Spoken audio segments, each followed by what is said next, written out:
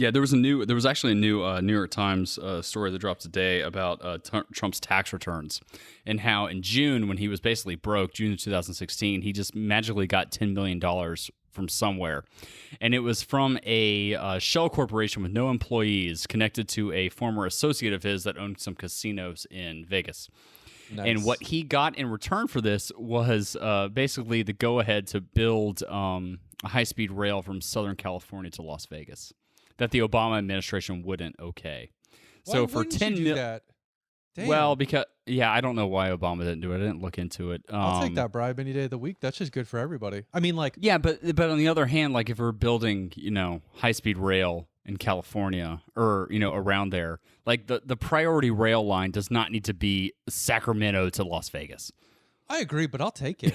Genuinely, any new rail line, I don't give a fuck what two cities it connects. It's just like, yes, let's have that one. That's like we had a high-speed rail line that got approved in Florida that would go from Miami to Orlando, and maybe like a little joint attachment to Tampa. I remember that.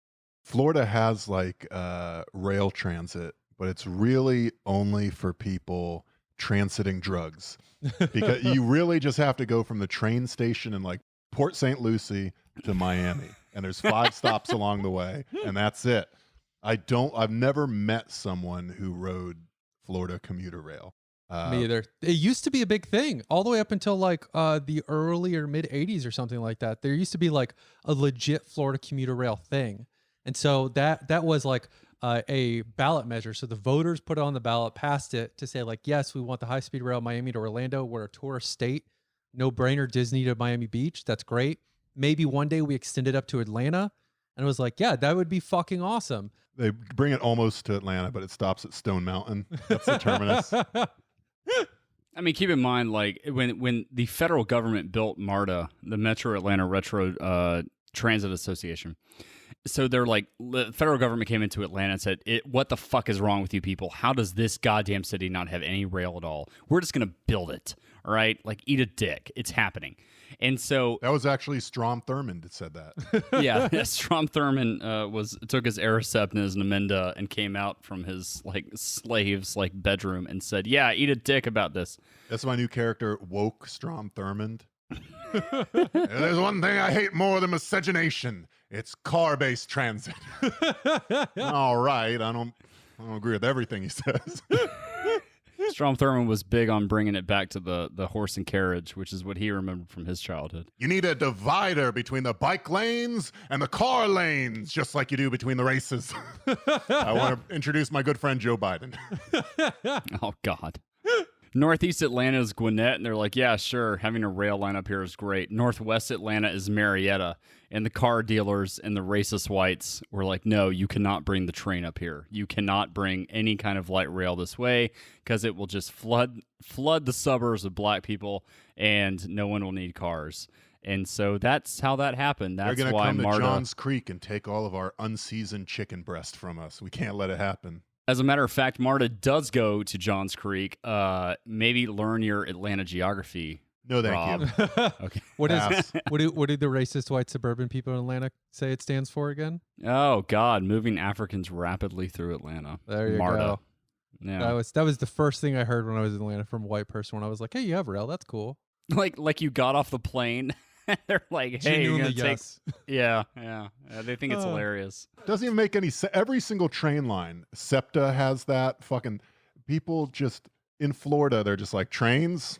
You know, black people use those and come up with racist acronyms. It's like, have you ever been on a train or seen a train? At this point, no, most of them haven't. There aren't any in Florida that are worth getting on. It's like the sort of racism that's just, it's as unfounded as every other part of their worldview, but you could just go down to the train station and look. It's just like consultants and boat shop owners going to in-state conferences and trade fairs. That's the only people riding commuter transit. Oh, I gotta say, so in Atlanta, MARTA, basically the middle of MARTA is in the center of Atlanta, and it goes north, south, east, west. All right, that's literally all it goes. East Atlanta. That, in fairness, that does cover a two-dimensional plane pretty well. Like all credit where it's due. There, you got it. East Atlanta is nothing but like middle to upper middle class white hipsters that now have kids, and so like the east to west rail line on the nights the Atlanta United soccer team is playing, like it's incredibly popular. And so like that's like the worst, like most stereotypical thing that in the Southeast, like a bunch of like wealthy white like mid-30s soccer fans are supporting public transportation in the city.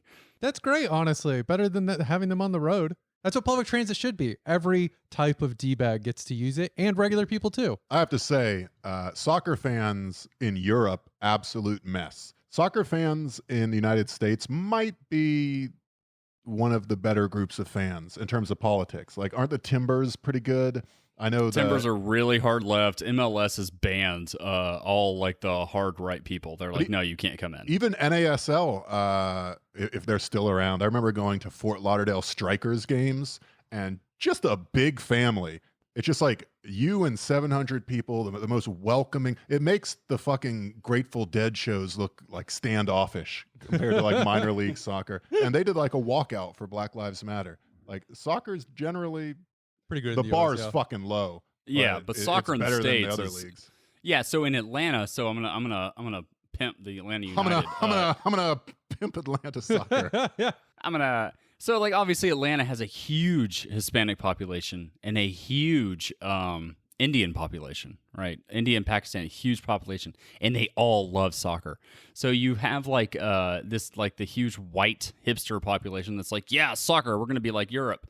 But then like the real fans that know like what to do and cheer and how to do it, and they're all coming on like Wednesday nights to Mercedes-Benz Stadium where the Falcons play, and they're selling it out on. There 70,000 people on a weeknight are showing up. No one sits down. They scream the whole time, and it's like incredibly Black Lives Matters positive, and no racists can show up. And the best part about this as a Panthers fan is that on a Tuesday night in the week, the Atlanta MLS team gets more fans showing up than the Atlanta Falcons do, who is their NFL team. Good. Their soccer team never made us watch Matt Ryan. And for that, they deserve everything they get. Correct.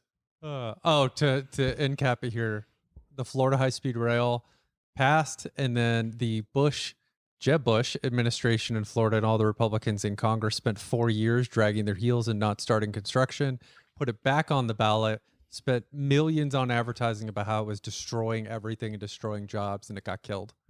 I mean, to be fair, I kind of agree with that one case because it's like you're fucking calling people in to go like, check it out. I'm putting neon lights all through this cabin of the Titanic. It's like, yeah, no, that would be pretty cool, but it's going to be gone real soon. I wouldn't worry about it. You're building high-speed rail to move people more efficiently and in a more environmentally friendly manner through an area of land that you are simultaneously destroying by your destruction of the climate. So yeah, that will be flooded and gone. Yeah, absolutely. It's like you've put on a fucking nicotine patch and then you still smoke 2 packs a day. If they had actually built the rail in the late 90s, early 2000s, like maybe the amount of pollution from Florida wouldn't have been as bad. Wouldn't have done a thing. Yeah, no, Florida's on borrowed time. Maybe a little bit. That's true. A little would probably be a little bit better. But having an example of high-speed rail in what is honestly a red state that people like. That's the main one. Is like no one actually has access to trains where they're like, oh yeah, no, this works for me. Yeah, but that's because that would just cause people would literally just roll cold to the train station and be like, look at me, luxury. And then fucking that's still an improvement. In general, my approach to infrastructure is basically what China does every time there's a recession or depression, which is like, who gives a fuck? Just build more infrastructure. Like more hospitals and schools and rail is always a good thing. Like China literally just builds cities. Like China's like, okay, this new place in the middle of nowhere, this is going to be a 200,000 person city. Who wants to come build it? You will get money. Like, and it works. And then people are like, oh, they're going to have inflation. They've been saying that for 30 fucking years. Like, where's the inflation? China's plan is to build new landforms, and then once they're stable, do improvements and fortifications and infrastructure there. Florida's plan was, as this thing is sinking, have a cool train, which I never believed it was going to happen. All Florida state projects are always just like entertainment, just something to have on the ballot, because they never follow through. The government's set up that way. I mean, it's like how the lottery was supposed to all go to teachers, and Florida has I mean, when we were in Florida, it was ranked 50th in education. Yep. You could go to northern Alabama public schools and be like, God damn, they learn a lot here. There was a moment where G.W. Bush, Texas, and Jeb Bush, Florida, were 49 and 50 for education. Hell yeah. We did it. I dated someone once that a year and a half in, I found out had never heard of Napoleon. They were an honor student at a good high school in Florida, but it's still a high school in Florida. Yeah, I'm not here to shit on Girondists, dude, who are like, still lamenting the Jacobin purge. Like, maybe that's your thing. That's fine. But I respect that person's commitment to what should have been a more moderate approach to the French Revolution. Yeah, I probably would. Look, I am usually the dumbest person. And actually, exclusively, I'm the dumber half of any relationship. So I very well could have misread that and be like, Napoleon who? Like, they just...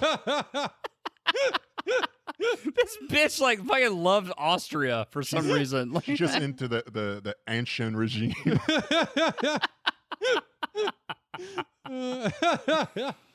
So, but like, I think that, when we talk about rail, and I think rail in the Southeast is an incredibly good goal, but the rail in the Southeast needs to go from essentially like the Research Triangle to Charlotte to Atlanta, and then split, and one half go to Birmingham and the other half go to Athens for drunk fucking like Georgia Republicans be able to go to UGA games, on Saturdays, and then everyone forget that Florida exists.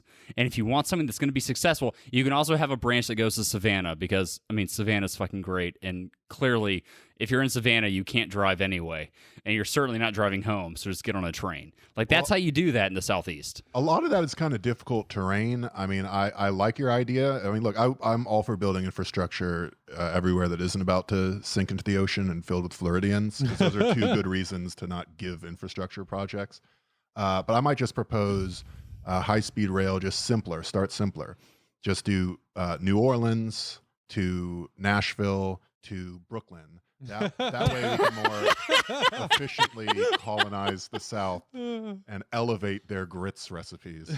Listen, I get wanting to go, like, you're in Savannah, Brooklyn, there's no like, point. It's the job is done. Yeah.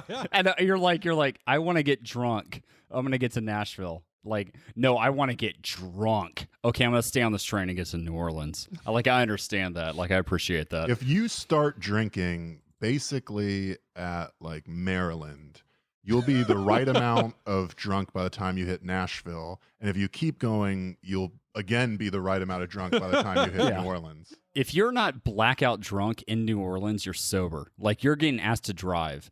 And if you're not blackout, but you can barely talk and like you can't even look straight, then you get pulled over. The cops are going to be like, "You're good, son." Yeah. If you can't even talk and you can't look straight, you look like everyone else in fucking Tennessee. I'm here. I know this. It's terrible. The cop's just like, "Yep, there goes another average citizen."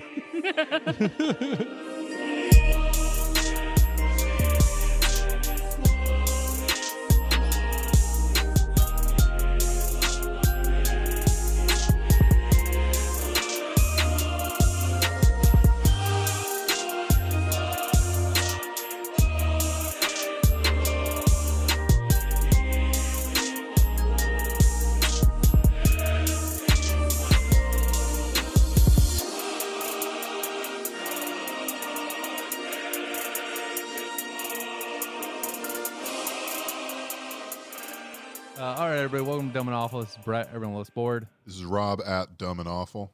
This is Brad at FizzFashizzle. Oh, yeah, Brad, how's your puppy doing? I see you just got a puppy, first of all. First of all, she's doing great. Her name is Adelaide. I love her, and I'm willing to defend her. So come at me. What kind of dog is it? Adelaide is a full-blown Aussie. Blue Merle, right? She's not a blue merle. She's actually a red. Oh, my bad. Do you think Yeah. this version of Thirst Pick will work for you? I notice you do a lot of me in scrubs working at the hospital late hours, and then me deadlifting, and you're like, what am I missing? I'll adopt a puppy. So like I'm not trying to like thirst trap on Tinder or anything. I think at this point Just I've on moved- Twitter. Yeah, I think I've moved on to like mid-30s white guy who's trying to get like a brand going on Instagram. You know? Really? Because here's the thing, I can't tell if you're joking because all of your behavior indicates that is in fact true. Give me the contrapositive here for that being true. I think, and as we were talking about this, and they say that like when you first see your first child as a male, like your brain literally rewires immediately, like in a second. You go from like, I'm a dude, like fuck it, let's just like go drink, until like, oh my God, I need to stay alive. And you know what? I like this little puppy. She's pretty cool. And I would like to bring some light to people on Twitter. All like 12 of my followers can see her and be like, that is also a cute puppy. Well, that's good because I've been on Twitter in a lot of like leftist spaces, and you almost never see people posting their dogs 5 to 10 times a day. I wish that someone could figure out why cats want to lay over your laptop. But as far as we know, there's no scientific answer to that. I mean, it's either a post. If you don't have to post about anything, I get it. But if you're gonna post, I'm like, well, let's see. 7 times today, I re-prescribed a bunch of 12-year-olds Adderall, or you can see my puppy. And so I think most people will be like concerned with that. Did you pay for this puppy from a breeder? I did. Well, she wasn't a breeder. She was actually a nurse that just sort of came across some puppies, and we came across. We had like another dog we were gonna get, and it fell through, and it was like very traumatic, and my girlfriend was very upset. And then this dog just fell into her laps, and it just happened very, very quickly, and now we have her. So that's a heartfelt story. Well, while you were saying it, I was thinking, I legitimately had the thought, like, bro, you're fucking distributing Adderall to 12-year-olds. Like, don't most people grow past that by the time they're like 17? And I realized, oh yeah, no, he's a medical professional. Yeah. I was about to be like, grow up. Anyway, so I have Adelaide now. She's nibbling on my toes as I speak, and she's literally Hitler for 8 hours a day, and it's great, and we love her. Wait, literally Hitler? She's like, well, I mean, she's not like literally Hitler, but she's pretty nuts. That would be a big find. You have to alert Mossad immediately. Just full on Venture Brothers, the soul of Hitler's in a dog. Now, what did you mean by that? Oh, she's crazy. She's insane. She destroys everything she sees. That's a weird way to describe, like, I know a good deal of people you might describe as like a little crazy and destructive or self-destructive.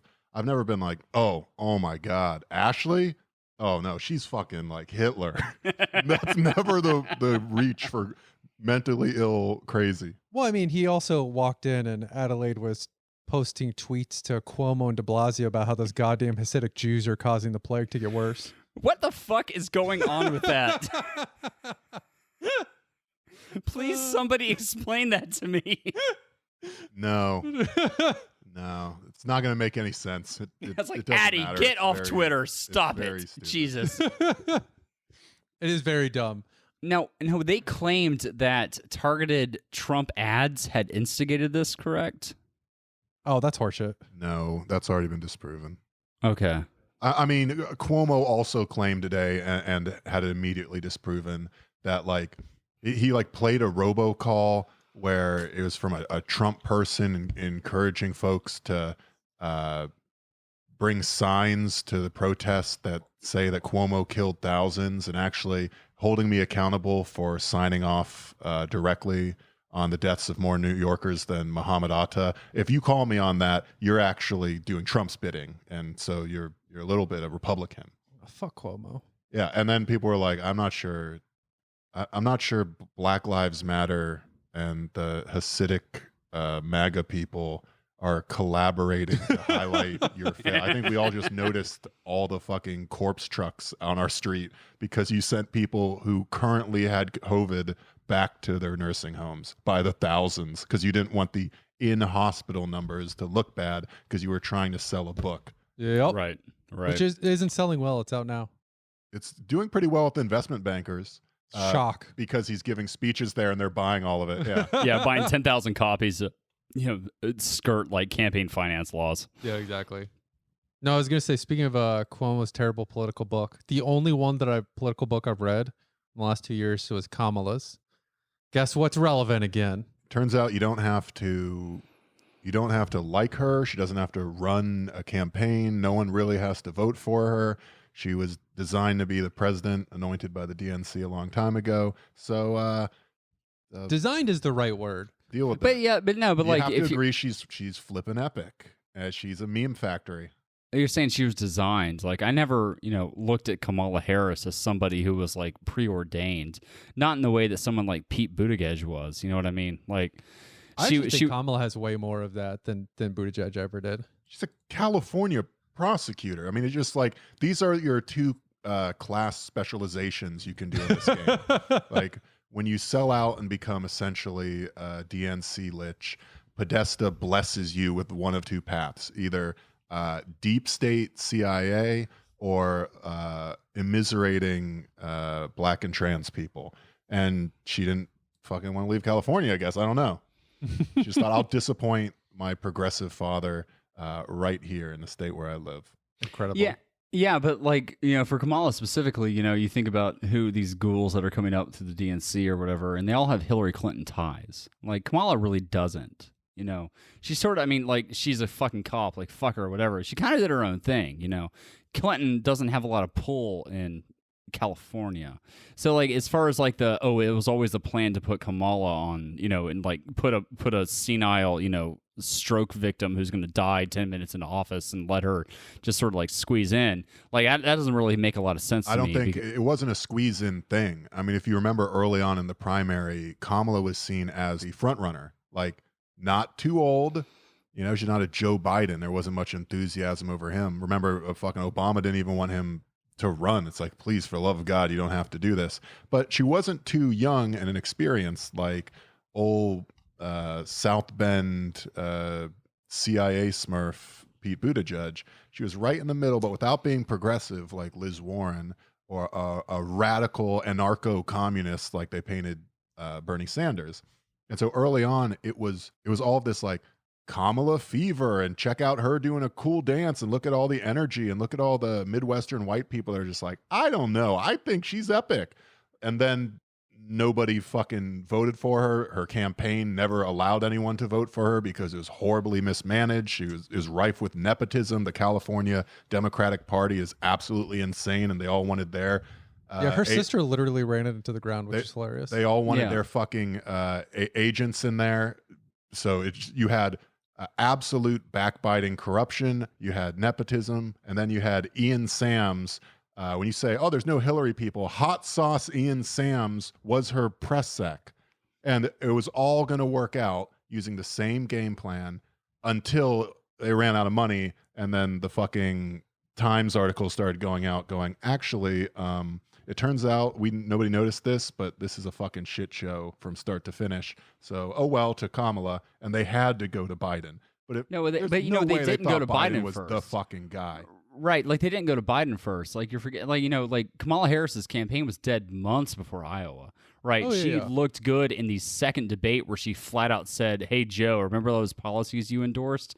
They would have like stopped me from getting to school."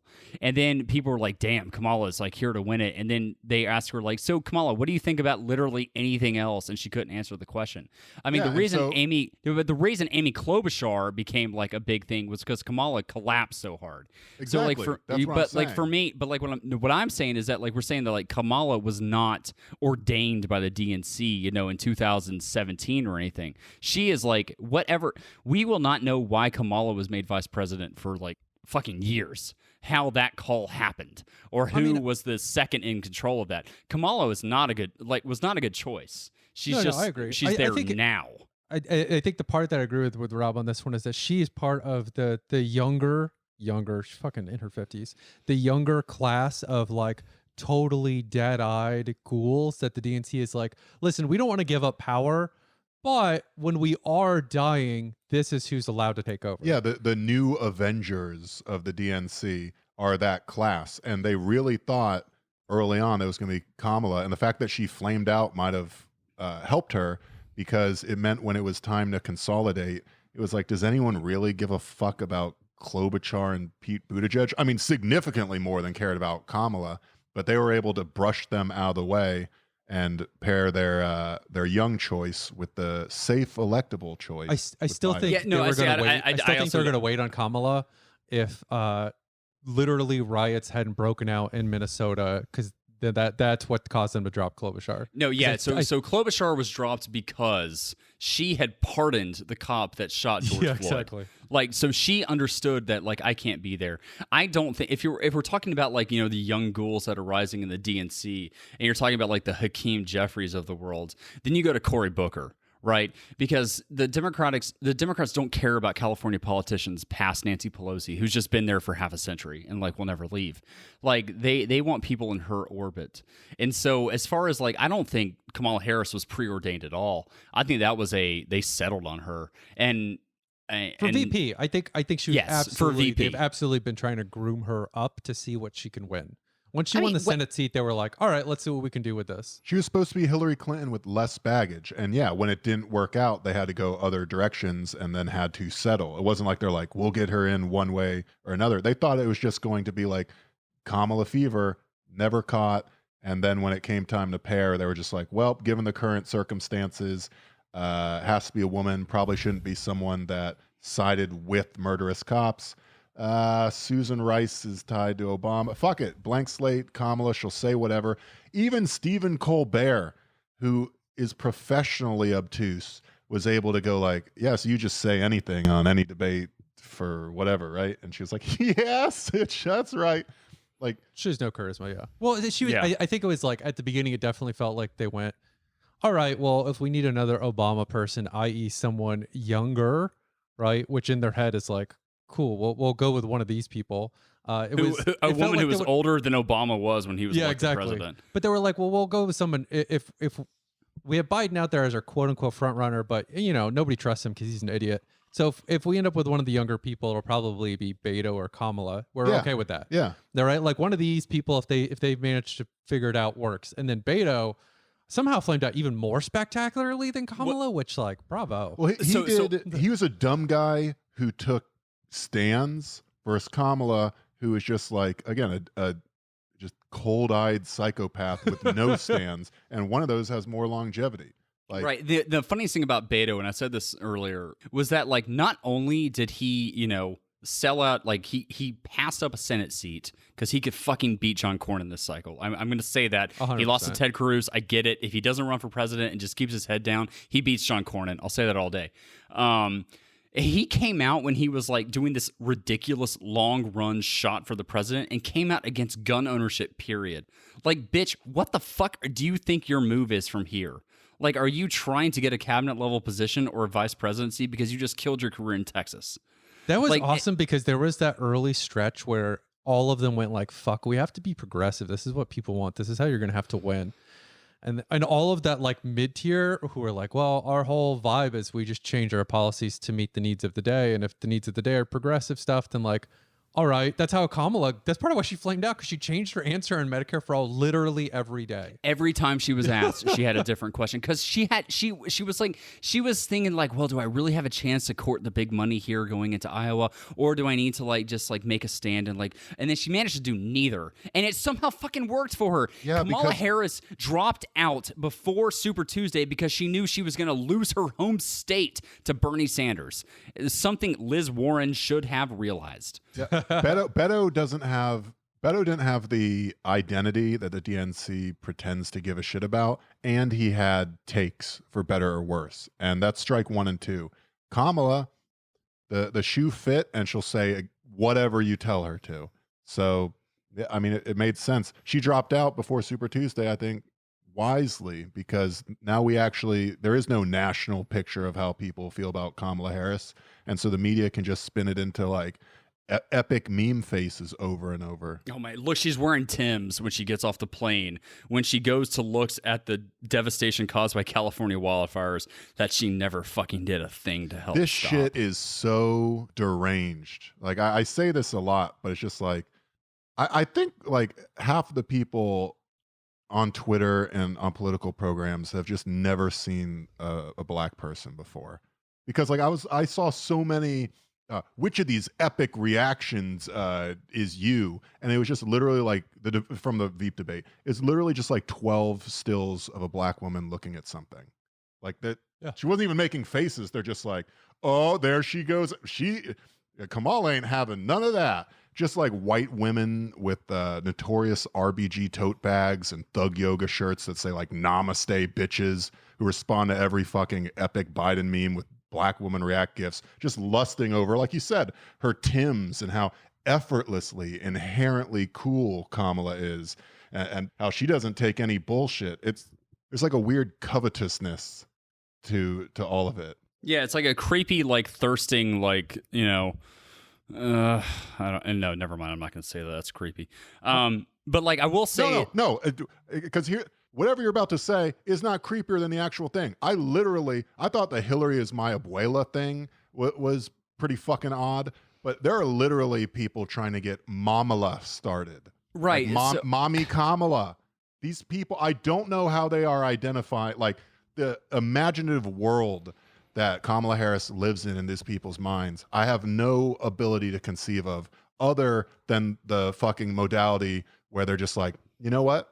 She reminds me of my nanny, because that's all the stuff that they fucking project onto her. But there's this thing like going back to like, you know, fucking slave South, where like they would fetishize black people.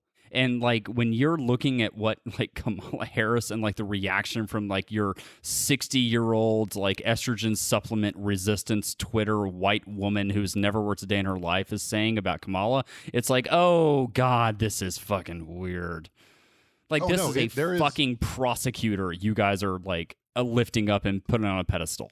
There appears to be some amount of racial divide and class divide around how people react to Kamala Harris. And it seems like if you are someone that maybe makes less money or has ever engaged in activities of the sort that Kamala would ruthlessly lock you up for, including, you know, the crime of transitioning is something apparently she doesn't approve of. Don't forget having a kid and not having a job. You know, she'll lock you up for that. Poor mothers, yep. Yeah, if you're in the group that is traditionally threatened by Kamala, you are not posting stills of her frowning and going like, this is me in every meeting.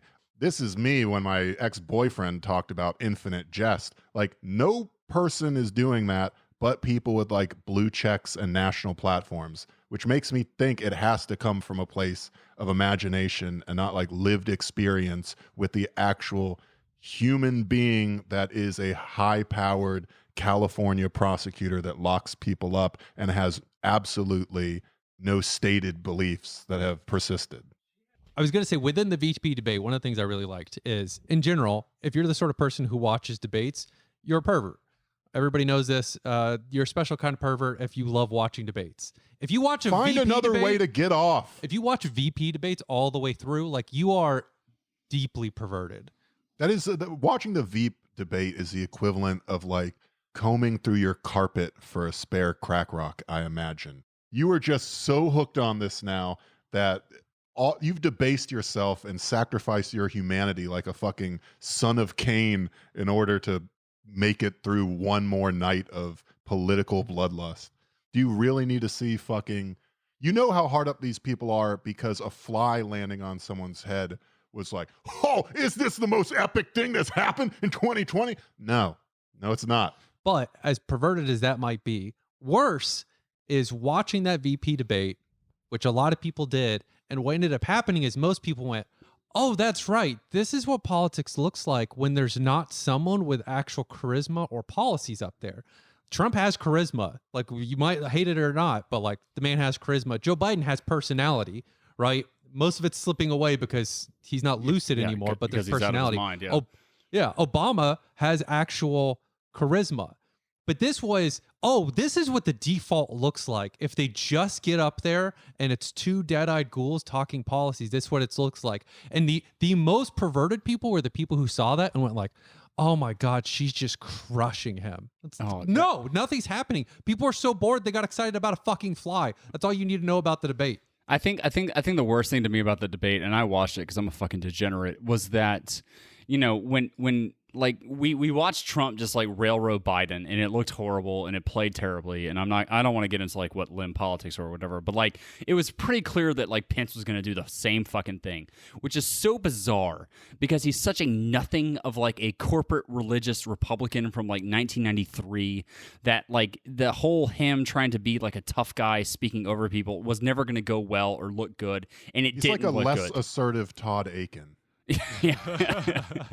But then when he was interrupting, Kamala Harris, she was just like, "Excuse me, I'm speaking," and then didn't say anything else because she was absolutely just trying to get a clip that they could put on Twitter of like a person asserting their right to have fucking terrible policies, but it's okay because I'm a female.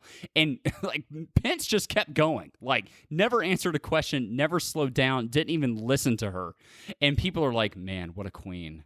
I'm like, God damn it. Ask for more from politicians. Yeah, the fact that people praise this debate, like not just pundits, but, again, the sickos at home, there were people that praised this debate for being normal. Back to normal politics with some decorum, which should be a clear sign of like the type of surface level culture war battles that we're going to have to relive for the foreseeable future in this country.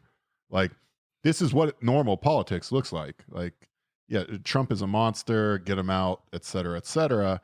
But like, this is what the next I feel like I don't even need to live the next 4 years. We're just going to play liberal beat mania. Like, just give me the pop and music buttons, give me like 8 buttons, and we can just go and hit each one where it's just like, we need to get the fascists out of office.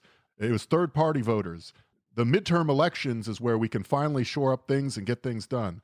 Oh, the filibuster, if we repeal it, then the Republicans will use it against us. The Supreme Court, we have to respect their independence and sacred role in our democracy. Like, we're just going to do the same exact shit. We might go to war and then rehabilitate whoever fucking killed all the civilians. It's just going to be the same exact thing because at this point, neither political party is interested in offering any policies of substance. It's just culture war, while the capitalist duopoly just fucks us all.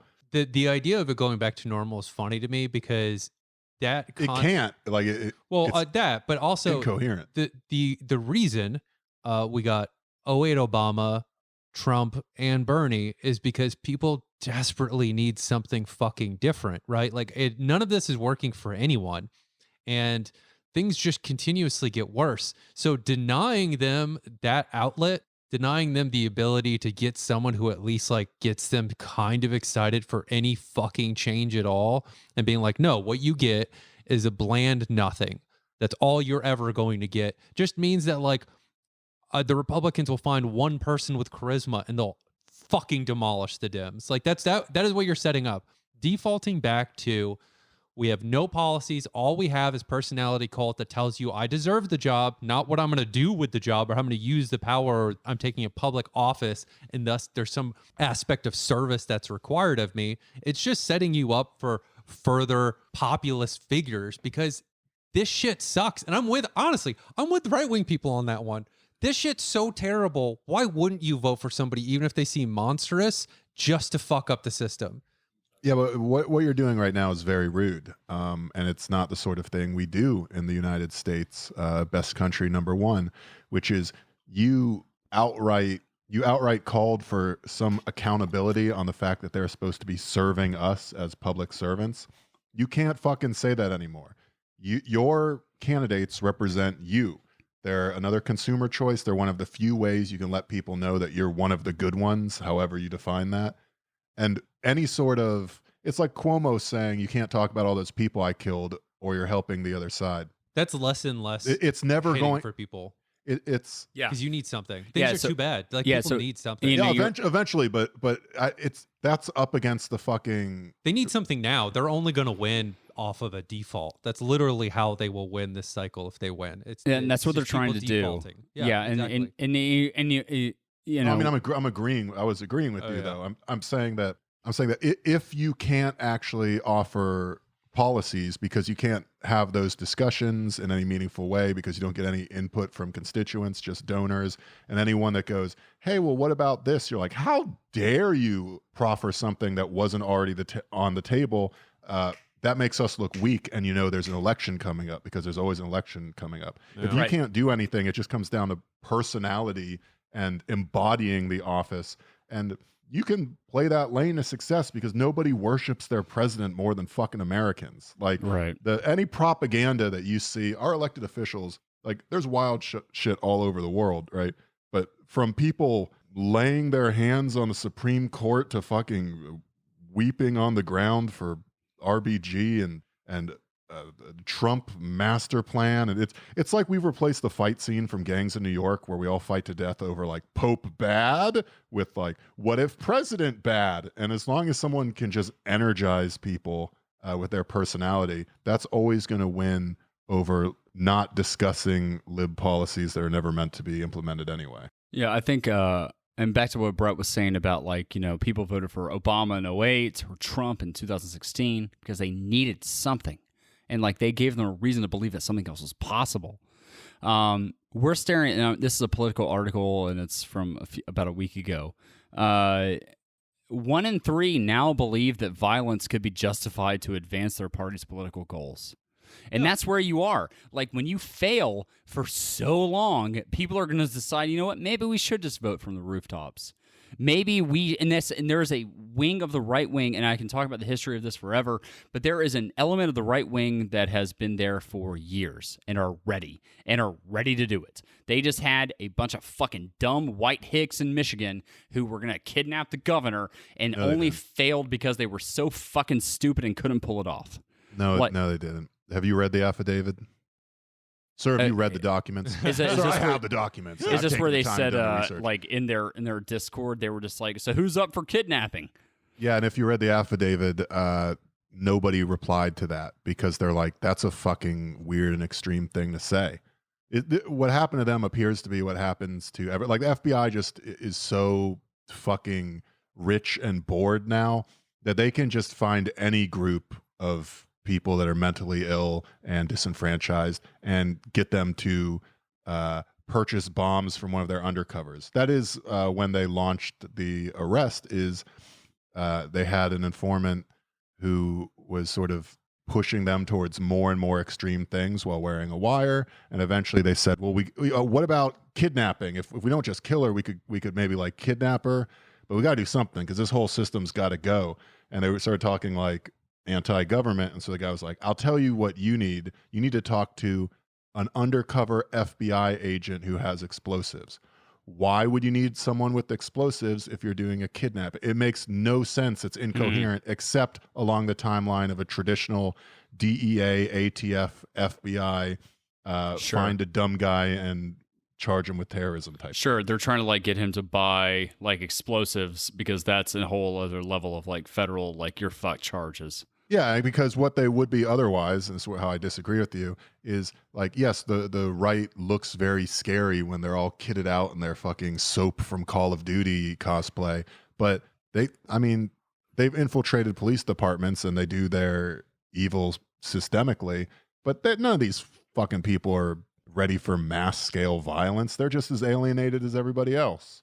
These guys are, you're right, there are fucking dumbasses that, but for the intervention of the FBI, wouldn't even have had access to explosives or they would have just kept bitching and making cool videos of them doing tactical roles at the range, which is what the affidavit seems to indicate they were doing prior. Okay, so I was wrong, but I'm thankful that I was educated. Thank you. Oh no, I mean, look, the right is clearly insane. We got people running over protesters. We got people shooting people in the streets. We got Christian organizations fundraising for the fucking Kenosha killer. Kenosha killer, yeah. The right wing is absolutely insane, but they aren't. We saw what happened when they thought Antifa was coming to piss on the Alamo or whatever. You got a bunch of guys that can't. That was it. You got a bunch of guys that can't run the mile, just sweating under the weight of their gear in front of the fucking nearby GameStop. That's part of why the vehicular assault thing is so popular. You don't Oh have to yeah, get out of because the it's truck. air conditioned. Yeah, like That's but, the like, way. Yeah, as an American, that's the way to do slaughter, which is like inside a big steel vehicle while Steely Dan is playing. Just Yeah. just hit that accelerator and Wow. pretend. Why are we bringing Steely Dan into this? First of all, they did several great albums, and I'm sure they do not want to be associated with this. No, but I agree with the basic idea that like. All right, sorry, Brett. I need like 10 minutes, real fast. Oh, okay. I've got a puppy. Sorry, I'll be right back. Yep. This is why sometimes I don't like the traditional politics chat because we get sucked into like some of the dumber party stuff. Yeah, whatever. It's variety though. I You know, suppose. we can edit it down, and also it is variety. Like, you know, some like not everything we do has to be the exact same tempo, and I don't know. don't think it's interesting. No. I think it doesn't, the interest level for that stuff doesn't last that long. Also because it's trotting similar ground to pretty much everything. Oh, we should just leave this. Hey, listener, tell us if this is good or if this is. We shut the fuck up about electoralism. That's kind of variety. This is like a fourth wall break variety. Nah, I might kill this. Oh, I like that. You killing everything. I like this one. You're killing. Well, you like the Kamala back and forth? I like it to a point. At a certain point, it's like, who cares? I mean, like a not insignificant chunk of the country. No, but the like, is she handpicked or not? Like, who gives a shit? That's you're in the minority with that opinion just on this podcast right now, because clearly Brad just went off and I was in it. I guess I don't know. I feel like how the sausage is made stuff is so. I don't know. No, I find it like frustrating. what? I find Yeah, it frustrating. Say more about that. This is like a deep. This is like an episode of Sopranos where you're like, Sopranos, yeah, they're doing mob stuff, and then Tony goes like deep into his feelings and fears for like 30 minutes in a dream sequence. Why is it frustrating? Oh, it's just I find like so much of the electoral stuff in general obviously is fucking irrelevant, right? For basically everyone because you can't change any of it. But like the sausage made horse trading stuff, especially, I find frustrating. Like some coverage is needed just to like if you're in the context of politics chat at all. But I do feel like it causes us to fall back into the way Oh, the I larger think, yeah. media and the fucking political parties at large prefer you to discuss politics, which is the personalities moving within a system, and like we're trying to figure out who's being chosen. Like it's an organization that like we're predicting the movements of and tracking, and not like public servants who should be owing everything to you and pushing policies and stuff. Like it's just it buys in a little too much to like personality is politics, I guess, is what frustrates me about it. I get that like it makes sense to talk about it because it is literally how the DNC is run. It's 100% run on personality internally too. Yeah, Just who likes each other. What you just said is a controversial statement currently because it's not challenged by most media sources. So even though it's like a painful fucking chore that just makes us unhappy, someone has to fucking look. It's like a fucking Zerg rush. If enough people do this shit, it certainly makes for a homogenous and boring podcast listening environment where you're just like, hey, my favorite 12 leftist podcasts are all talking about the fly on Pence's head. Oh, Jesus. Like that shit sucks in the instant case for us, the already converted. But we're always saying how like the best thing in the world would be if there were literally 500 prominent leftist podcasts that were all fucking doing the fly thing, because then whatever particular vicissitude of commentary worked for you could serve to radicalize you, and the shit that doesn't work for you works for other people. There's leftist pods that I just fucking do not get.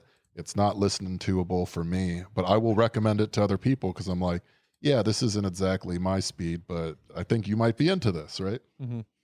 Like it sucks subjectively, you know, but like it is part of a media force, a little try to take back the narrative apparatus that we always claim to be building. But what were you saying, Brad? Also, the puppy's good. Yeah, the puppy's fine. She just shit and she's eating now, so everything's great. I was thinking about this earlier this week, and I was having a political conversation, and someone was like, "Well, that will never win. Like, you can't win with that."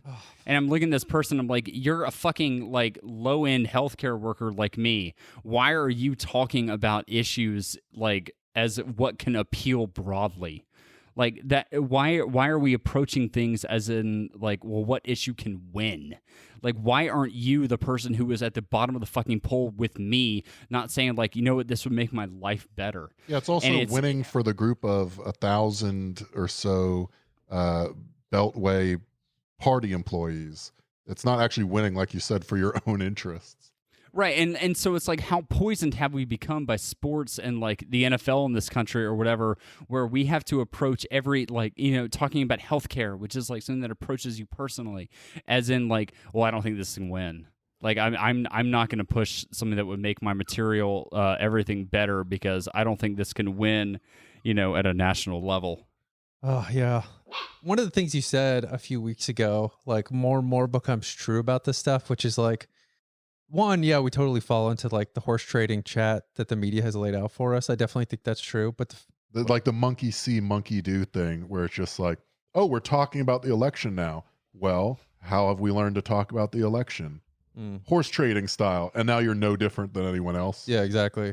But what is encouraging that like keeps happening is the rise of social media and cameras on everybody's phone. Is it forces other things into the mix that like the larger media it doesn't want to discuss. I was thinking about it because you said something about that with like the next war is going to be terrible because every single thing will be broadcast. Yeah, the next war is going to be on social media. There is now like a trend. I mean that is becoming the case with everything. Like I think you're 100% right on that. But there's now a trend like within the military. One of the ways they managed to make military propaganda work so well and get people on board with the like, our troops are the bravest heroes ever and you should suck their dick, is that they only ever put military people. Whoa, is that part of the real oath to the Constitution? You damn straight. It's the Mr. Show sketch about lawyers, but for the military. Well, you think winning a court case is about arguing law? You're a great general, Patton. But let me ask you, do you suck dick like a Montgomery?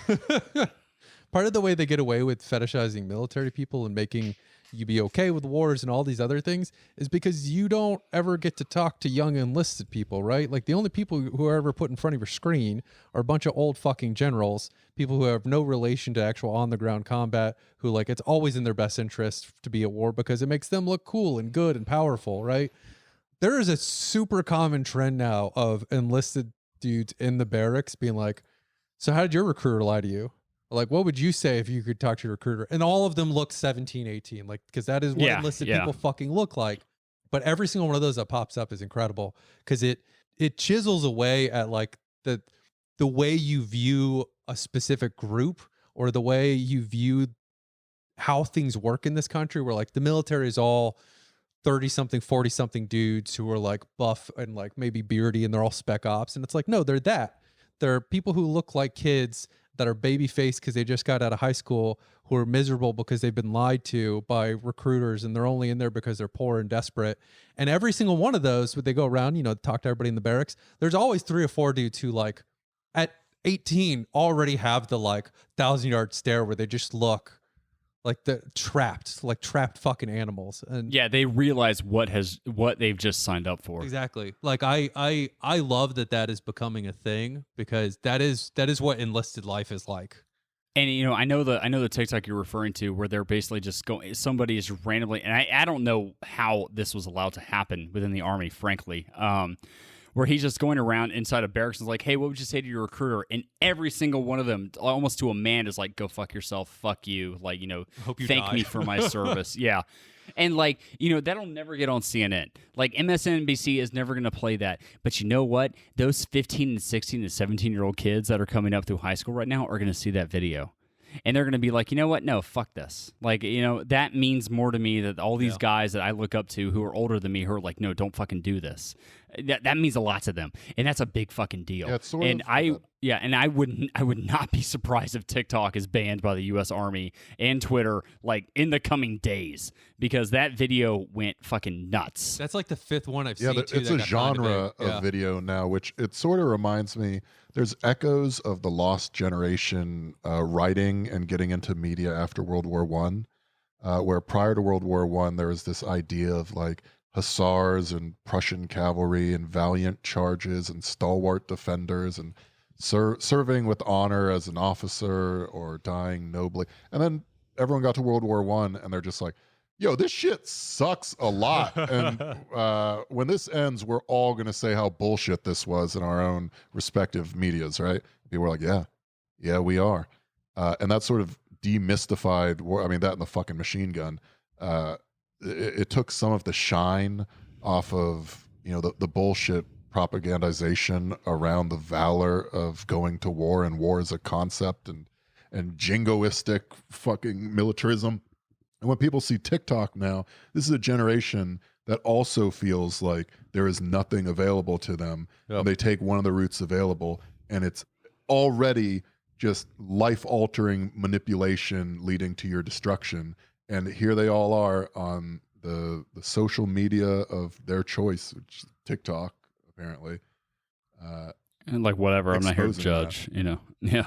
Yeah, that stuff's honestly Good. incredible. I love seeing that because this for me feels like I'm hoping the last election in which the boomers could be whipped into enough of a. There's enough boomers and Gen X left who watch cable news, and cable news worked in lockstep to whip them into a frenzy, to drive them to vote for the exact person that they told you to, while giving you absolutely nothing in return. I don't think you can manage that. I think this is the last time you can pull that off. Yeah, I guess the question is, and this sort of comes up when people are like, can you pull Biden to the left? Like, obviously, no. Yeah, I of mean, course not. they for 2 cycles in a row, they soundly consolidated and defeated the social democratic challenger. The question is the left defeated in a countrywide American political sense where we're sort of rebuilding from the ground up, or are they just defeated in the minds of the overwhelming horde of boomers? And in fact, a few elections from now, with them all off the table, we see much more radical policies offered. I don't know. I don't know. I don't. They might just be defeated within the Democratic Party, which is fine. Fuck that stupid party.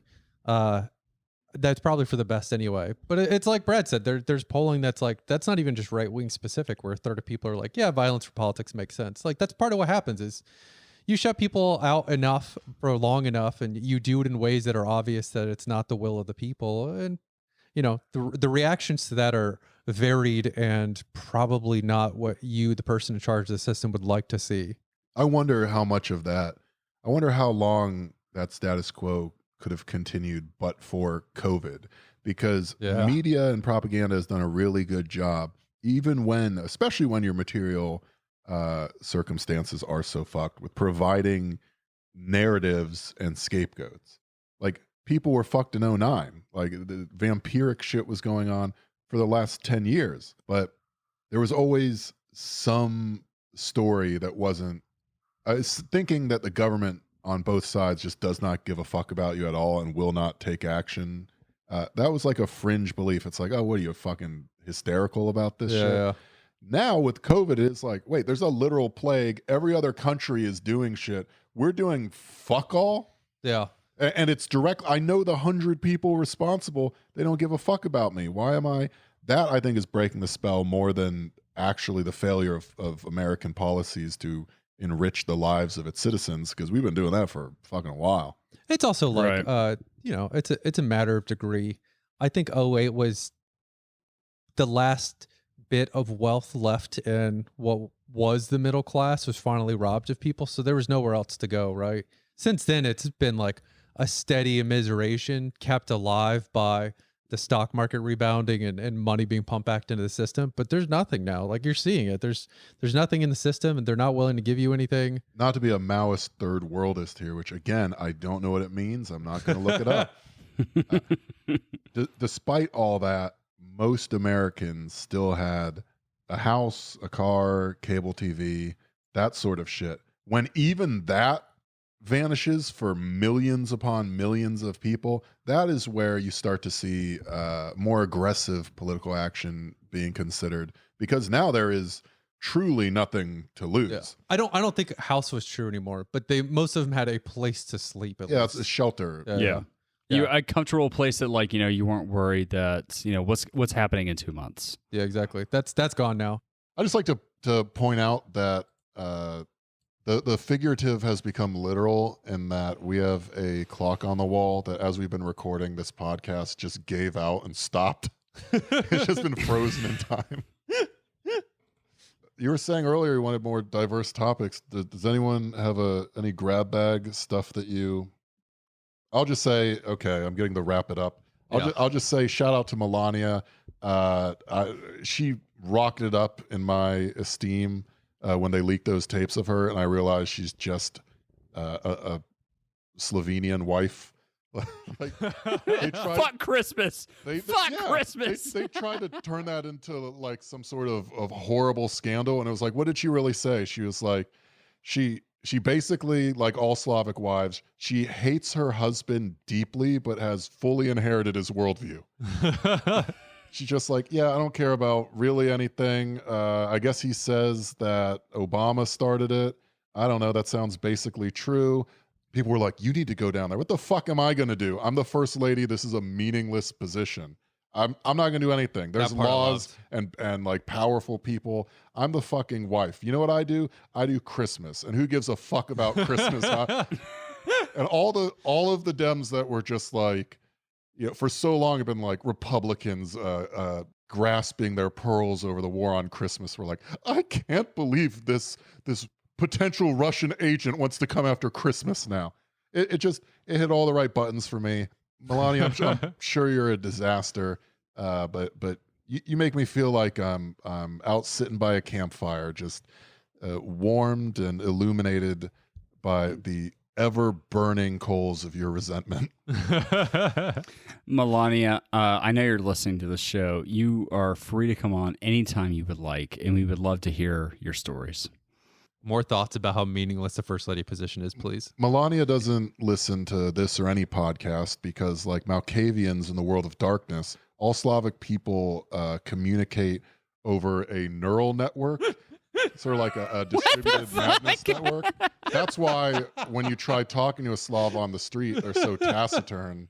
You think that they have no interiority, but really they're just communicating across dimensions and borders.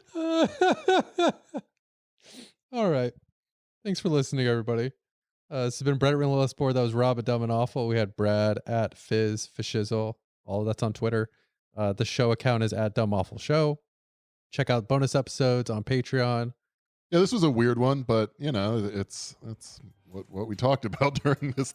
We did hit record and talk for the normal amount. This is what came out. I don't know. But yeah, thanks for listening, y'all.